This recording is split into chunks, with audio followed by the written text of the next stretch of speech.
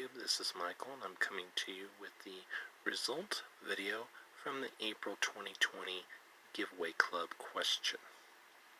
So you see the question on the screen. You have a mix of 10 quarters, dimes, and nickels in your pocket totaling $1 exactly. You have a different number of each type of coin. What is the exact breakdown of the coins in your pocket? I told you that meant that you had at least one of each type of coin, a total of 10 coins in all, and the total had to be $1 exactly, with different number of each type of coin. So, as was pointed out by a couple of you, this is indeed an algebra problem. So before I get to who got the correct answer and won the prize, let's take a look at how the problem is solved.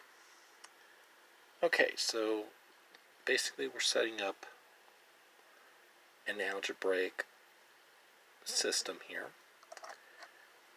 and we know that letting Q equal the number of quarters, D equal the number of dimes, N equaling the number of nickels, all three have to be greater than 0.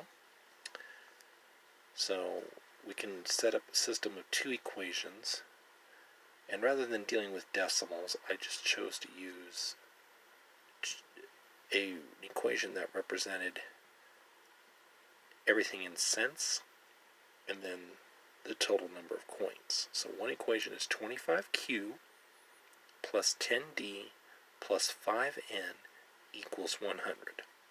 25 cents per quarter, 10 cents per dime, 5 cents per nickel equals 100 cents or $1.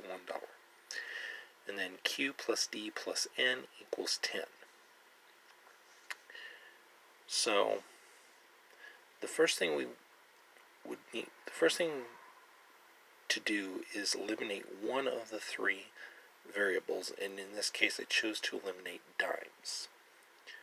To do that, I multiply the second equation by 10 and subtract it from the first equation. So you can see how that works below, which leads us to 15Q minus 5N equals 0, which is the same as saying 15Q equals 5N, which simplifies to 3Q equals N.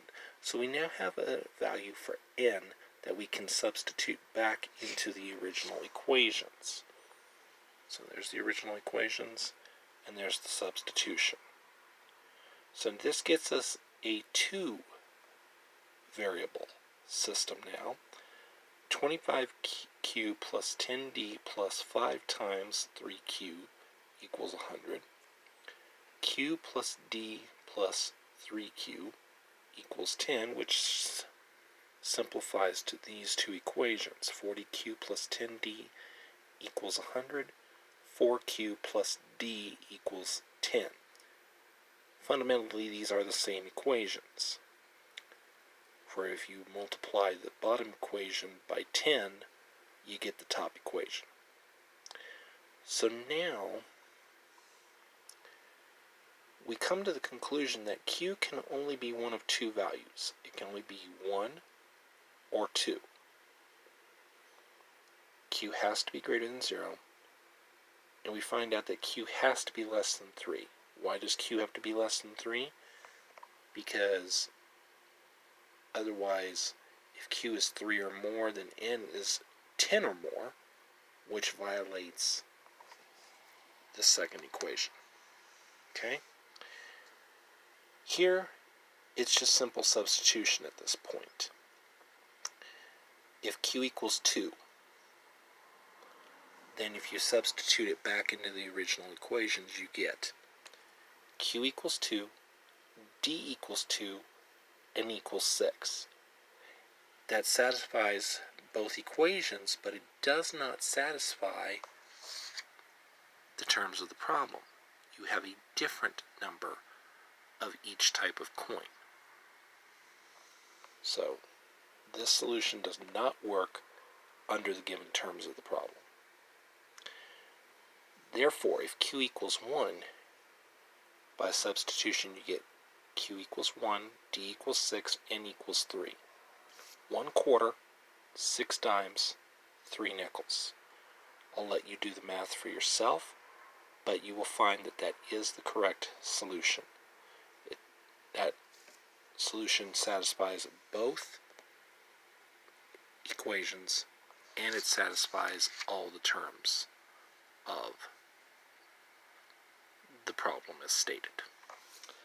So, just to reiterate, 1/4, 6 dimes, 3 nickels. That is the correct answer to this equation and this problem. And that leads us to who got it right and who won. Congratulations to Jesse Carter. You are now the proud winner of a $2 Extreme Bucks scratch ticket. Good for you. If you want to be like Jesse and all of our previous winners that you see on the screen here, all you got to do is take a look at yesterday's question, which dropped for the month of May. Be the first person to comment with the correct answer, and you too will win a $2 Colorado Lottery scratch ticket. Also, in case you did not catch it in yesterday's video, for the months of May through August, I will also be giving away a Colorado Lottery scratcher in addition to the ticket prize. So, that's what you can win. I hope to see your name up here next month. Thanks for watching. If you like what you see, drop a like, comment, subscribe. We'll see you next time. And thanks for watching.